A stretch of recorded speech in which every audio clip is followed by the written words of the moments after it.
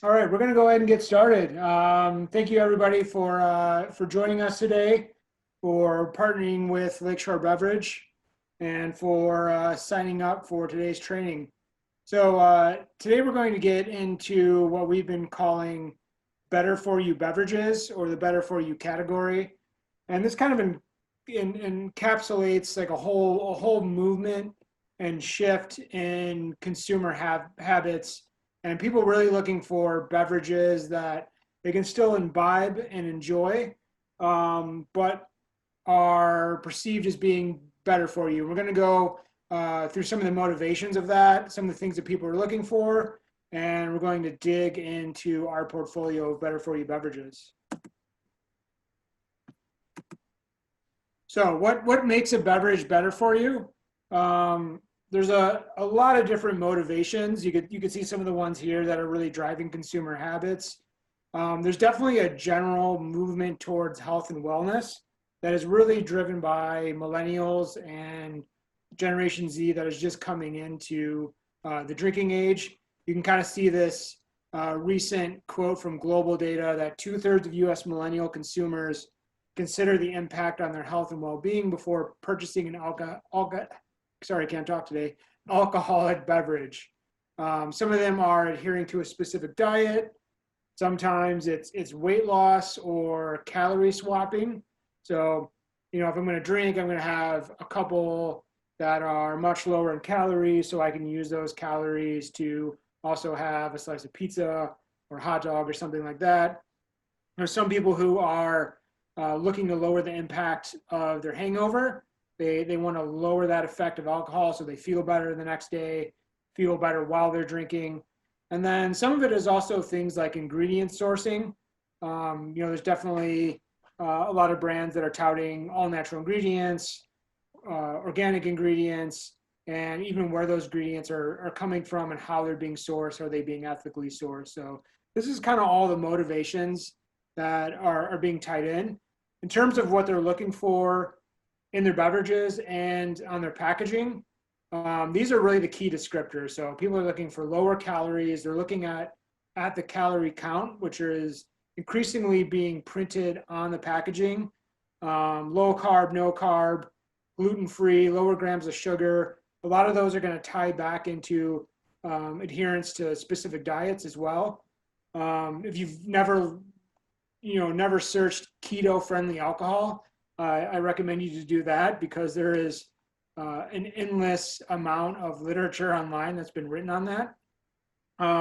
Lower ABV, no ABV. We're even seeing a push with a lot of breweries starting to release beer that is no alcohol at all. And we're even seeing some alcohol-free bars open up, or cocktail bars that have a menu that's equally as long for non-alcoholic drinks as it is for classic cocktails. All natural ingredients, like I said, label transparency, so knowing exactly what is in your beverage, and then also stuff that ties into a general active lifestyle branding. So for Lakeshore Beverage, we're really looking to spread across categories. A lot of people think of us as being a beer distributor because we sell Anheuser-Busch, we sell Pabst, we have a big craft portfolio, but we're really more than that. We're a total beverage company. So we're going to look at some stuff that, yes, is beer, some seltzer. We're going to look at some hard kombucha. We're going to look at cider. We're going to look at canned cocktails as we're increasingly getting into spirits. And we're also going to look at some CBD drinks from our non-alcoholic portfolio. So really going to spread the love around today. And what you see here are kind of the growing categories within alcohol. This is where all the sales are moving towards. So speaking of that, this is some Nielsen data. Nielsen tracks data on all kinds of consumer purchases, not just alcohol, but what people are watching, what people are buying in terms of snacks and produce and everything. But they're really the go-to source if you want to get like a broad picture of what is happening in the market. So this is off-premise category dollar sales from the first week of June. This data just came out 2 days ago. And I think it's probably a little bit more powerful than usual because on-premise is still a bit hobbled across the country from the pandemic. So more and more people are purchasing in the off-premise. So I think it gives a little bit clearer of a picture of what people are looking for. As you can see, hard seltzer is just killing it. You know, triple-digit growth rate. Dollar sales up 255%. As they're moving to 10% of category dollar sales. If you don't know what that means, basically hard seltzer is wrapped into beer as a category. So they're capturing 10% of the total beer dollar sales in the United States for that first week of June. Super premiums are another fast growing category, and that is largely made up by Michelob Ultra, which increased sales by 30.5%. Now that is nationally. In Chicago, within Lakeshore's territory, that is actually a lower number. We're ahead of that. We're, I believe, at 33. I have it on a slide. So we're going to look at Mich Ultra, and then kombucha. Hard kombucha dollar sales increased 50.1. So just a little bit of what's happening in some of the categories that we're going to talk about today. So let's start with Michelob Ultra. So one thing about Mich Ultra that I don't think people always get in Chicago is that it is a huge brand. It is, in terms of dollar sales, so not looking straight at volume, but looking at actual dollars brought through registers in the on-premise and the off-premise across the entire market. It is the #3 brand nationally. It is bigger than Miller Lite in terms of profitability. It's been growing nationally year over year, and in Chicago, we've been growing at a much higher clip. It took a while for Mich Ultra to really get going here, but now it's going, and it's going and growing. So we're seeing, much more movement in the market. All the chains are taking, more and more SKUs, and for us, we're closing in on a 1 million case brand for Mich Ultra. So it's a really good sell story for Mich Ultra in Chicago. Like I said, we're up 32% Lakeshore Beverage wise year to date. It is the only brand growing in Chicago in IRI data. So IRI data just looks specifically at grocery stores. It captures about 40% of the market in Chicago, but with the on-premise being closed, a lot more people are purchasing at grocery stores. So again, it gives kind of a clearer picture. The only other brands growing in that category is hard seltzer. So the only actual beer that is growing right now in IRI data in Chicago, which is a powerful story. Just some other things, official sponsor of PGA. It's has a lot of Chicago specific media and marketing happening right now. So depending on where you live, you might see billboards, you might see increased social media happening, increased print advertisement. So they're spending a lot of dollars in Chicago because they realize how important this market is for them. And it's really an innovator in the active lifestyle beer category. If you read articles about the movement in craft beer with lower calories, lower carbs, you'll always hear those head brewers and those brands reference Mich Ultra. They see what's happening at a national level with Mich Ultra, and then they're trying to move that into craft. So it's really kind of really helped kick off an entire shift in consumer buying habits across all the categories within beer.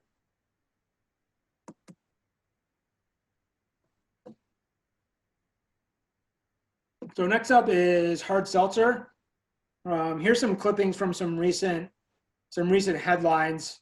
I think they kind of paint the picture of what's going on with hard seltzer. It's taking over the industry. Volume projected to triple by 2023. Here's one from a couple weeks ago saying could make up 10% of the beer category dollar sales. Just did that already in the first week of June. Now people are talking about is going to hit 20% of beer category sales.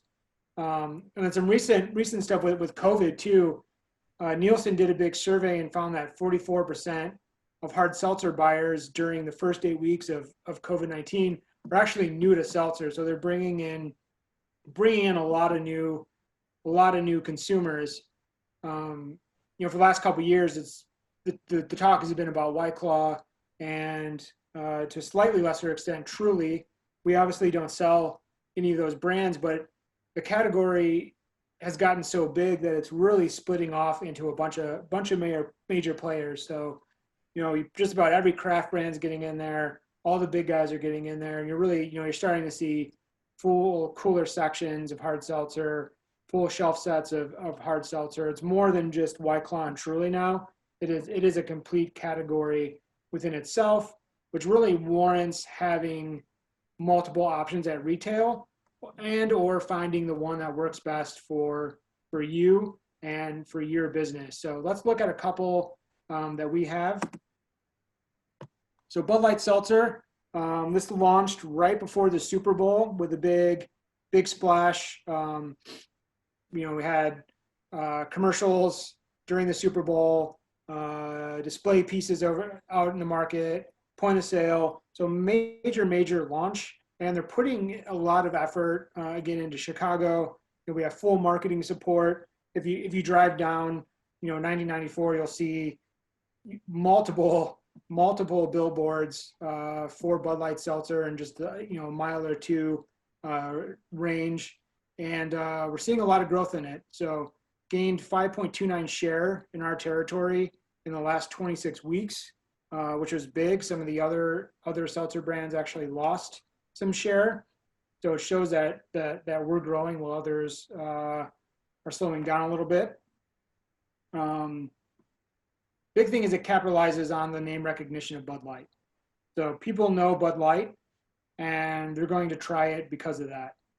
They're going to see that name, whether they drink seltzers or not. They might try it because it's Bud Light. They see that name. If they are seltzer drinkers and they see that Bud Light name, they're probably going to try it and buy it as well, just because of name recognition. They're going to want to see if they like it, and if they do, they are probably going to switch over a little bit. You can see I kind of put the stats up here of the things people are looking for. And you're really gonna see this with most seltzers. The ABVs generally around 4 to 5. Calories are fairly low. The grams of carbs are fairly low, and sugar is fairly low. And that's kind of what people are looking for. So another one we have is Smirnoff Spiked Seltzer. This one's a little bit more dynamic in terms of the offerings. So these are just 3 that we have, but we have mini, and they're in a couple different tiers.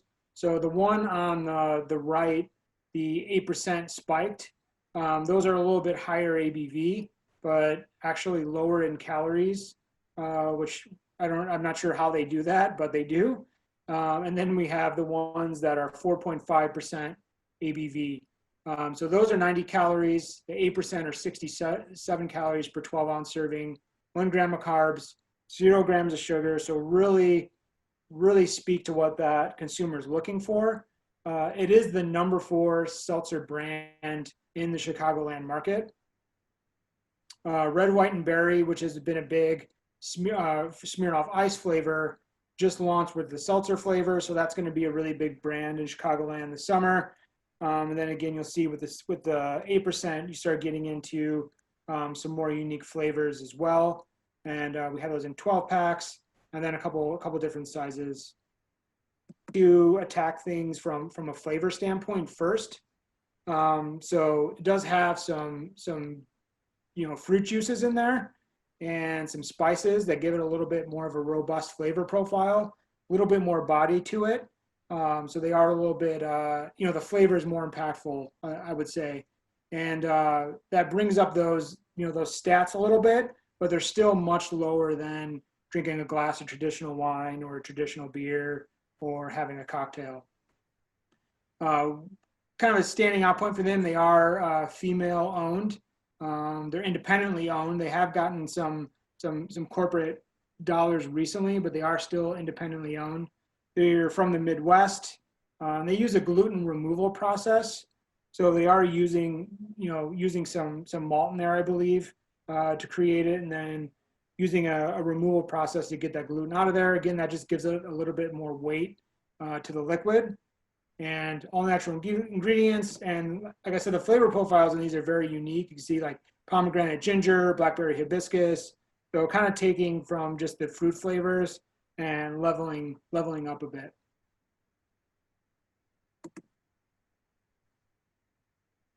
So our next category we're going to look at is low-calorie IPAs, which I never would have thought would have been a thing a few years ago. I really come from a craft background, and my heydays, we were crushing like 9% ABV IPAs that were probably like 300 calories. That is not what people are looking for right now. This is the year of the low-calorie IPA, and you can see some of the articles that are coming out. There's been over 100 low-cal IPAs that have come out in the past 2 years, and I think you're just going to kind of continue to see that growing. People are looking for beers that are flavorful, that have that hop profile, but really keep that ABV low. And we're going to look at two in our portfolio. I imagine that we will have more soon, but these are the two I really want to focus on today. First being Goose Island Solo.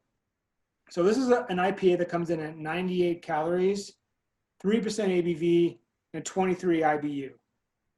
So one of the things about the IBU, there used to be kind of a race to see who could have the highest ABU. When you have a beer that is only 98 calories and 3% ABV, it's not going to have a lot of weight to it. It's going to have very, very, very low residual sugar. So the hops are going to be much more pronounced. Anytime you have more residual sugar, that's going to kind of counterbalance the hoppiness and bitterness with sweetness. So because you only have 98 calories, because you have that lower ABV, you don't need as much hops to kind of go through. So you're going to see a little bit of a lower IBU on these, but you're still really going to taste those hops. Some key selling points: it is local, very, very robust social media campaign. So they're kind of targeting beer consumers, active lifestyle consumers, people in health and wellness. I spend too much time on Instagram, I would say, and I probably see 2 or 3 solo ads a day. So I'm really falling into their demographic, probably more as a beer consumer than a health and wellness person, but they are definitely targeting me. We're also seeing a lot of traditional print and billboard advertising. You'll see billboards kind of really placed inside of Chicago neighborhoods. There's one actually probably about 400 feet from where I'm sitting in my apartment right now. There's a solo billboard, and there's a couple more I know in Wicker Park and Logan. We have POS, we have display materials for all channels. So we really have a lot to support this brand with. It is the number 3 gainer in Jewel Osco this year. Jewel does move a lot of beer. I know they're a grocery store, and most of you retailers on here today probably are not grocery store buyers or own a grocery store, but they do move a lot of beer, and they do really impact the market. So I think that's a pretty powerful selling point right there. Next is Bell's Lighthearted.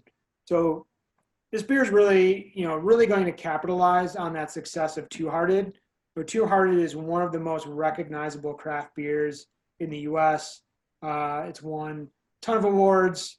It's been ranked the number 1 craft beer by Home Brewers Association the last several years in a row. So it's highly recognizable, and they're using that name recognition behind Lighthearted. So here you'll see the calories are a little bit more. They're 110 opposed to 98, but also the ABV is a little bit higher too. Alcohol is calories. So anytime you have a little bit higher ABV, you're going to have a little bit higher calories, especially with beer. 8.7 carbs. So that might seem a little bit high after looking at seltzer and seeing, 0 to 3 carbs, but your average domestic beer is about 13 grams of carbs. So this is lower than drinking a Budweiser or MGD or Pabst. It is the #1 independent craft brand launch in 2020, which tells a pretty powerful story. And it's the #1 velocity better for you craft brand at the moment. So people have really, really gotten behind Bell's Lighthearted, and I think you're going to, see this brand have a lot of success.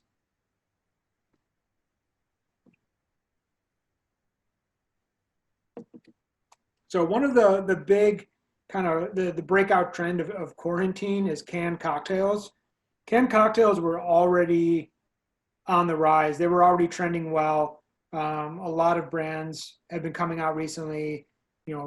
Even some breweries have been getting in on canned cocktails, just trying to capitalize on that spirits market. So we were already seeing a movement towards canned cocktails, but that really sped up with quarantine.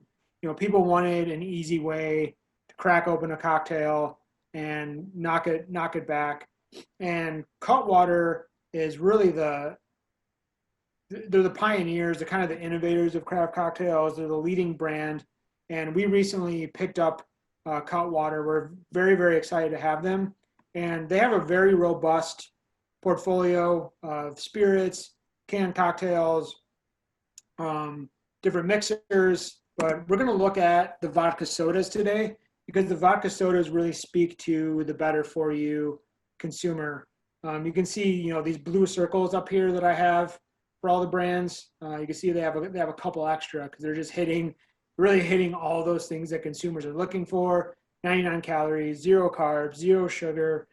I have 0 sugar on there twice. Amateur move. 5% ABV. We have 3 flavors in the vodka sodas, and between those 3 flavors, they have won 14 high-profile awards. So I think it's the lime and cucumber each have 5, the grapefruit has 4, and these are made with Cutwater's own vodka. And I think that's an important distinction because there are a lot of RTD cocktails out there. RTD is ready to drink, in case anybody was wondering. A lot of them are made with a base spirit that they do not make. They're buying bulk vodka or bulk, some kind of bulk grain alcohol from somebody else. They're mixing it with some stuff, and then they're slapping their label on it, canning it, and getting it out there.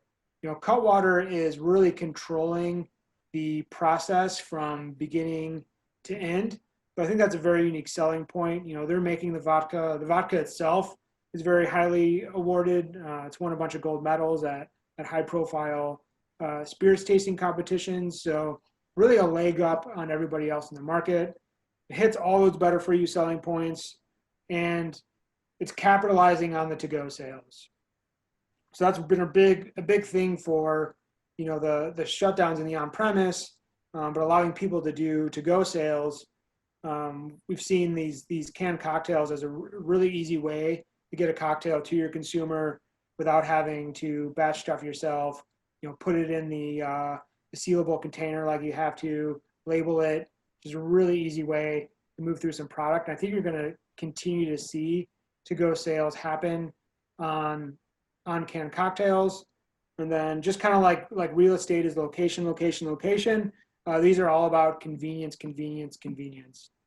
And if you're anywhere near, the lakefront, the Riverwalk, a park, nature trails, anywhere that people are going to be going outside and potentially, drinking outside, these are going to be really great options.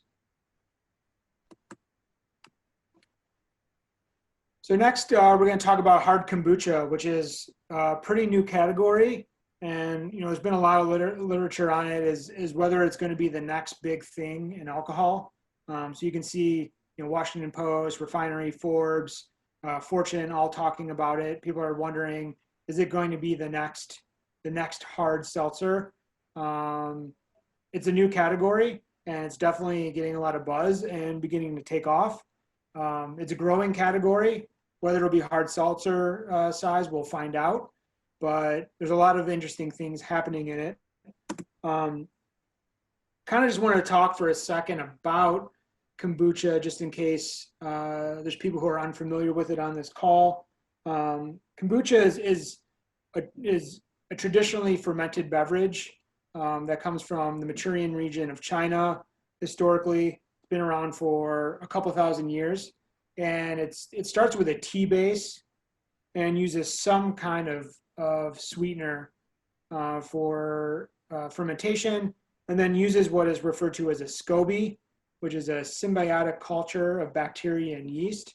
So this is kind of similar to making a wild beer or a sour beer, where you have, brewer's yeast and you have some, bacteria in there, all of which can ferment sugar and create alcohol, and you're just doing it at a higher level. So, historically, regular kombucha has a little bit of alcohol to it.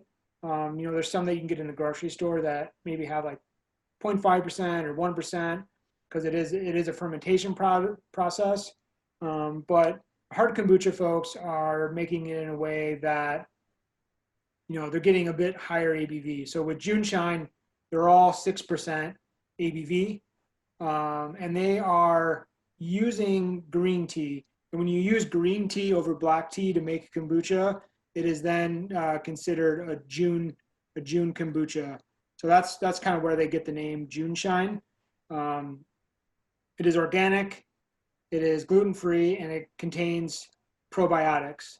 So this is a big thing for the hard kombuchas, is probiotics. All kombucha contains some kind of probiotic, and there's been a big health and wellness trend towards probiotics, which basically are healthy bacteria and yeast that basically make your gut healthy, make you run smoothly. And there is live probiotics inside of JUNESHINE, and also a lot of vitamins. So you can kind of see, they're very transparent with their ingredients. This is a big thing for them. So transparent, 100% powered by renewable energy. They're very, very green focused, very strong active lifestyle branding. There's a lot of professional skateboarders and surfers and photographers that were involved with starting this brand. And instead of having, Instagram influencers, they have ambassadors. So they have, professional athletes that have bought into the brand and help rep the brand, but they're also owners of the company as well. And they're really a leader in the category. Then, one cool thing is that the co-founders were recently featured on Forbes 30 Under 30 list, which is a pretty powerful statement. Makes a great cocktail ingredient. Last night, I actually made a couple cocktails with the honey, ginger, lemon, and some gin and some soda water, and it was really good. And the last thing to say about this one is that it does have to be refrigerated. So if you're going to bring in JUNESHINE, just make sure you have a way to keep it refrigerated, because that's kind of the best way to keep their probiotics going inside of the cans. So next is Flying Embers. This is a brand new product for us. We just started selling it, I believe it was last week. And, started by the guys who did the KOMBUCHA kombucha brand, which actually sold to Pepsi. So these guys really know their kombucha, and they know how to build a national brand. So with theirs, they're 0 carbs, 0 sugar, and USDA organic. They're certified gluten-free. They're also vegan. JUNESHINE is not vegan because they use honey for fermentation. They use a different sugar source for fermentation on these. There are 6 flavors pictured, but we're going to have 4 available in Chicago. And the calories in these kind of vary, so 85 to 135, but still fairly low. And these also include an adaptogen root blend. So we're going to talk about adaptogens a couple times in here. So just to kind of go through what adaptogens are, these are certain kinds of herbs and mushrooms that help support, support the body and lower stress levels. So some of the most known ones would be ginseng, turmeric, licorice root, goji berries are all adaptogen. So they're really supposed to help lower your stress level. Again, these also make a great cocktail ingredient, and these are brand new, so you can be one of the first to have these in the market. So not a kombucha, but I am going to cover one cider, and these are the Blake's LITE ciders. So again, you're seeing all those kind of buzzwords and things to look for: 100 calories, 5% ABV, 1 gram sugar, 4 grams of it's supposed to be carbs. These are made with real fruit, 100% Michigan apples. So Blake's is a family cidery and apple orchard in Michigan. They grow apples for making hard cider, making non-hard cider, making pies, making anything you can make out of apples. You can go visit their farm and do hay rides, in the fall. But the younger generation of Blake's have really pivoted into the cider category, and they wanted to get into the better For You beverage category. So pretty cool story, being family owned and operated. And it's really, really distinctive because it's the only cider that I know of right now that's really marking themselves as being that low calorie, that low of sugar, that low of carbs. So pretty unique brand. Kind of the last category we're going to talk about is CBD-infused beverages. We'll talk about what CBD is in a second. But this is a huge growing category. So just CBD beverages alone, not even CBD, just beverages alone, are expected to reach $2.8 billion by 2025. So this is going to be a very fast growing category. And we are really lucky at Lakeshore to have some of the, really some of the innovators and early adopters in this category. So in terms of what CBD is, CBD is a naturally occurring molecule within cannabis. Unlike THC, it is not going to get you high at all. You're not going to feel any effects like that from CBD. There's no THC in it. It's just a derivative of a different compound, and it's believed to have health benefits and health effects. Now, I say believed because these have not been able to be proven yet, so the FDA doesn't officially recognize them as clinically proven. But you are seeing a lot of CBD beverages hitting the market. So one of the first ones we launched was Recess, and again, these have no alcohol in them. So these are a beverage you can sell anywhere. They're 15 to 30 calories depending on which one you get. 4 grams of carbs, 3 grams of sugar, 0 grams of added sugar, and really they're looking to create a lifestyle brand here, where with some of your energy drinks, you have a lifestyle brand where it's all about getting like amped and pumped and energy and stay up, or drink them before you go to the gym and pump weights. This is kind of the opposite. These are meant to relax you, meant to bring you down, meant to de-stress you. So again, you're going to see these adaptogens because that's one of the ways they're doing it. Each one of their products has some kind of adaptogen in it that is thought to lower your stress level. Has sparkling water and the hemp extract as well. These are all natural, they're organic, and a really great NA option for the on-premise. So if you have people who are coming in who are designated drivers or don't really feel like imbibing, this is a great product to have on your menu as a non-alcoholic option for people. They taste really great. So you can pour it in a glass, you can kind of sip on it, feel like you're imbibing with your friends, be social, but not taking in alcohol. Next is SUPERHUE. SUPERHUE is such a new product that we don't even sell it yet. I think we're going to begin in like a week or two. So this is going to be, a sneak peek. And this is a Chicago-based company. So female founded and owned, based in Chicago, brand new. It's vegan. So it has a lot of, a lot of things that are going to make it successful in Chicago. Low cal, low sugar, and what they're doing is they're kind of creating a tonic. So it has some pressed juice in it. They have apple cider vinegar and has CBD as well. I have not been able to taste these yet, but from the people at Lakeshore who have, I've heard that they're extremely delicious. So I look forward to having one and relaxing soon. And then our last is SPRIG CBD soda. And really, I'm focusing in on the zero sugar line. There is another one that does have pure cane sugar in it. I think it's about 25 grams. But since we're talking better for you today, I'm going to focus on these zero sugar ones. So these are 5 calories, 0 grams of sugar. They have 20 milligrams of CBD, and then no preservatives, no artificial sweeteners. Their CBD is coming from natural hemp. And again, this is another great non-alcoholic option for the on-premise. And it's also a really great upsell if you're a restaurant or on-premise, or really an independent off-premise store too.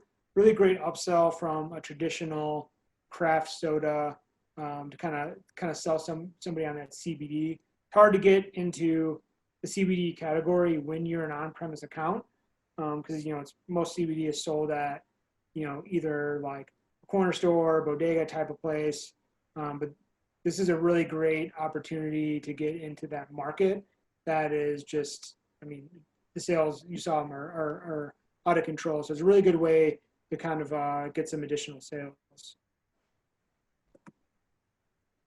So that kind of wraps up our Better For You beverage portfolio and training today. That isn't by any means everything we have there. I had to kind of whittle down so I didn't talk about 45 different things. So reach out to your sales rep if you have more interest or you want to dig in a little bit deeper. They'll be able to take you through that. We also have a sell sheet that kind of has all our Better For You beverages on one sheet, so you can see what all those brands are. So if you need that, just please reach out to your sales rep and ask. I'm going to take some questions after this too. So if anybody has any questions to throw into the chat box, please do, and I'll do my best to answer them. And then I also just wanted to plug some of our upcoming knowledge happy hours. We have basically 2 booked every month going forward. This will kind of take us into the fall. So I wanted you guys to see what we have coming up. Summer grilling, we'll go through some good products to have at your summer cookouts. We're going to get some recipes and stuff too. So if you're someone who your account is a restaurant, we'll have some recipes that you could use. Or recipe cards you can do, for the off-premise.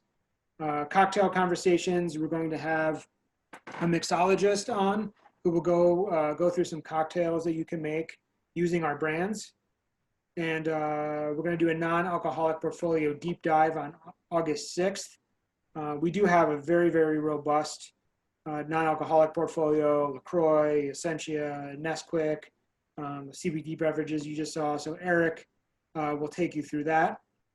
We're going to do a fall seasonal and brand preview. So that's going to have a lot of the stuff like Oktoberfest, pumpkins. We'll get into some more fall specific spirits and wines as well. September 10th, how to properly store and serve beer, wine, and spirits. It pains me to say this, but a lot of times when I go out in the market, I see beer especially that is not being stored in a way that is going to maximize its freshness. And we're going to dig in a little bit into the science of that on September 10th. And then on September 24th, just in time for the fall apple harvest, we'll get into Cider 101 and review our cider portfolio, which is also fairly robust.